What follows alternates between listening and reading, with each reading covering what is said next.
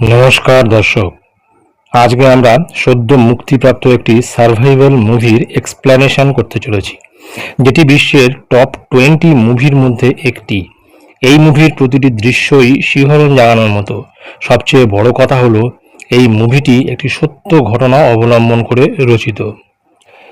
এটি হলো একটি মালায়ালাম সার্ভাইভাল মুভি, দি গোট লাইফ। তো চলুন এই মুভির এক্সপ্লেনেশন শুরু করা যাক। শুরুতে দেখা যায় সৌদি আরবের এয়ারপোর্টে কেরালা থেকে দুটি ছেলে সৌদি আরবে এসেছে। তারা হলো দুই ভাই, একজনের নাম নাজিব, অপরজনের নাম হাকিম। তারা এজেন্ট মারফত এখানে এসেছে চাকরির জন্য। অনেকক্ষণ অপেক্ষার পর তাদের এজেন্ট না আসায় তারা চিন্তিত হয়। ইতিমধ্যে একজন সৌদি লোক তাদের দিকে এগিয়ে আসে এবং তাদের সমস্ত ডকুমেন্ট চেক করে তাদের নিয়ে একটি ট্রাকে করে রওনা দেয়। তারা ভাবে এটা হলো তাদের এজেন্ট। এরপর লম্বা রাস্তা যাওয়ার পর তারা দেখে সেই সৌদি লোকটি তাদের নিয়ে একটি মরুভূমির মাঝে গাড়ি থামিয়ে দিল। তাদের মধ্যে ভয়ের সঞ্চার হয়। ইতিমধ্যেই সেখানে আরও একটি সৌদি লোক এসে উপস্থিত হয়। তাকে দেখে প্রথম সৌদি লোকটি বলে, এই ছোট ছেলেটিকে তোমার কাছে রেখে দাও, কাল সকালে আসবো। তারা চিৎকার করে উঠলে প্রথম সৌদি লোকটি নাজিবকে চাবুক মারতে মারতে গাড়িতে করে নিয়ে যায়। এরপর আবার লম্বা রাস্তা যাওয়ার পর গাড়িটি মরুভূমির মাঝে থামে। সেখানে আরও একজন সৌদি লোকের কাছে নাজিবকে রেখে প্রথম সৌদি লোকটি গাড়ি নিয়ে চলে যায়। সেখানে নাজিবের সাথে নতুন একজনের সাক্ষাৎ হয়। সে হিন্দি বলতে এবং বুঝতে পারে। প্রচণ্ড শীতে নাজিব একটি তাঁবুর ভিতরে গিয়ে শুয়ে পড়ে এবং সেখানে তার পরিবারের কথা সে চিন্তা করতে থাকে। জানা যায় নাজিব গ্রামের নদী থেকে বালি তোলার কাজ করত। সেখানে নাজিব জানতে পারে সৌদি আরবে ভালো কাজ আছে। নাজিবের এক বন্ধুর মামাকে টাকা পয়সা দিয়ে একজন এজেন্টের মাধ্যমে সে সৌদি আরবে যাবে ঠিক করে। নাজিবের স্ত্রী সাইনোর দুই ভাইও সৌদিতে কাজ করে। তার পরের দৃশ্যে দেখা যায় যে হঠাৎ করে সেই সৌদি লোকটি নাজিবকে লাথি মেরে বিছানা থেকে তুলে দেয়। তাকে বলে তাঁবুর বাইরে শুতে।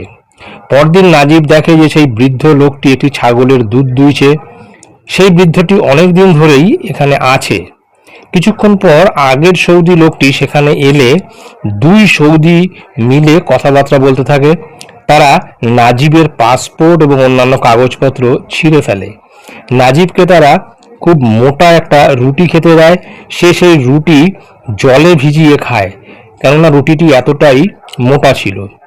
তারপর বিকালে নাজিব সেই বৃদ্ধটির সাথে দেখা করে এবং জানতে চায় যে সেখান থেকে মেন রোড কত দূরে। বৃদ্ধটি বলে বহু বছর ধরে সে কোনো রাস্তা সেখানে দেখতে পায়নি। পরদিন সকালে নাজিব জল দিয়ে হাত মুখ ধুয়ে পরিষ্কার হচ্ছিল, কিন্তু সেই সৌদি লোকটি এসে তার থেকে জলের পাত্রটি নিয়ে তাকে লাথি মেরে ফেলে দেয়, কারণ সেখানে জল কিন্তু কিনে খেতে হয়। সেই সময় একটি জলের গাড়ি আসে সেখানে। গাড়ির ড্রাইভারকে নাজিব বলে তাকে একটু মেন রোডে ছেড়ে দিতে। এই কথা সৌদি লোকটির কানে যেতেই নাজিবকে মারধর শুরু করে দেয় এই সৌদি লোকটি। এরপর নাজিব সেই বৃদ্ধ লোকটির খোঁজ করে, কিন্তু তার খোঁজ পাওয়া যায় না।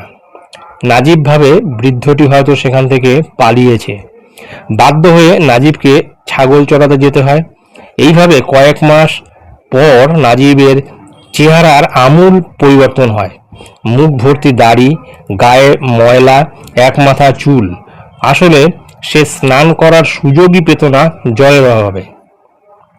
সে কাঁদতে কাঁদতে মরুভূমির একটি উঁচু জায়গায় গিয়ে দেখে একটি মৃতদেহের কাছে কতগুলো শকুন ঘুরে বেড়াচ্ছে। কাছে গিয়ে দেখে সেটি সেই বৃদ্ধের মৃতদেহ। এইসব দেখে সে নিজেকে শেষ করে দেওয়ার কথা চিন্তা করে। একদিন ছাগল চড়াতে চড়াতে সে পালানোর চেষ্টা করে, কিন্তু ধরা পড়ে যায়। সৌদি লোকটি তাকে ধরে বন্দুকের বাট দিয়ে তার পা ভেঙে দেয়, যাতে সে সেখান থেকে পালাতে না পারে। দীর্ঘদিন সেখানে থাকতে থাকতে নাজিব পালানোর কথাই ভুলে যায়। পরিবারের কাছে ফেরা তার কাছে অসাধ্য হয়ে ওঠে। একদিন ছাগল চড়াতে চড়াতে শিলাবৃষ্টি শুরু হলে সে ছাগলগুলো নিয়ে একটি পাহাড়ের গুহার নিচে আশ্রয় নেয়। হঠাৎ গুহার ভিতর থেকে গানের শব্দ ভেসে আসে। গুহার ভিতরে যেতেই দেখে একজন লোক। কাছে গিয়ে দেখে সেই লোকটি তার ভাই হাকিম। তারা সেখান থেকে পালানোর ছক কষে। তাদের সাথে ইব্রাহিম নামের এক আফ্রিকানের সাক্ষাৎ হয়। তারা তিনজন আলোচনা করে সামনেই সৌদি মেয়ের বিয়ে আছে, সেই বিয়ের দিন তারা সেখান থেকে পালাবে, কেননা বিয়ের দিন সমস্ত সৌদিরা সেখানে উপস্থিত থাকবে বলে। একদিন তারা তিনজন সেখান থেকে পালায়, কিন্তু একজন সৌদি লোকের চোখে পড়ে গেলে সে তাদের লক্ষ্য করে গুলি চালায়। এইভাবে কোনো রকমে সারা রাত ধরে তারা দৌড়াতে থাকে। পরদিন সকালে ইব্রাহিম রাস্তা চিনতে ব্যর্থ হয়। একটি জায়গায় হঠাৎ করে বিষাক্ত সাপ তাদের আক্রমণ করে। কোনো ক্রমে তারা সেখানে বেঁচে যায়, কিন্তু প্রচণ্ড গরমে এবং জলের অভাবে হাকিম সেই মরুভূমিতেই মারা যায়। অনেক খোঁজাখুঁজির পর তারা একটি জলাধারের সন্ধান পায়। সকাল হতে নাজিব দেখে ইব্রাহিম কোথাও নেই। কিছুটা দূরে নাজিব দেখে ইব্রাহিম তার জন্য এক বোতল জল এবং একটি খেজুর সেখানে রেখে চলে গিয়েছে। সেই জলের বোতল তার হাত থেকে পড়ে গড়াতে গড়াতে একটি পাকা রাস্তার উপর এসে পড়ে। অবশেষে নাজিব মেন রোডে এসে পৌঁছায়। হঠাৎ নাজিব দেখে একটি গাড়ি দূর থেকে আসছে। গাড়িটি থামতেই একজন আরবি লোক তাকে গাড়িতে নিয়ে তাকে শহর পর্যন্ত পৌঁছে দেয়। শহরে পৌঁছানোর পর তার সাথে কুঞ্জিকা নামের একটি লোকের সঙ্গে দেখা হয়। এই কুঞ্জিকা হলো তার গ্রামেরই একটি লোক। কুঞ্জিকা তখন তাকে তার নিজস্ব হোটেলে নিয়ে যায় তাকে, এবং খাবার দাবার দিয়ে সাহায্য করে তাকে পুলিশের কাছে নিয়ে যায়। 3 মাস জেলে থাকার পর সব ইমিগ্রেন্টদের সাথে নাজিবকে তারা দেশে পাঠিয়ে দেয়। এইভাবে নাজিব কিন্তু তার পরিবারের কাছে আবার ফিরে আসে। তো এই ছিল গল্পটির মূল এক্সপ্লেনেশন।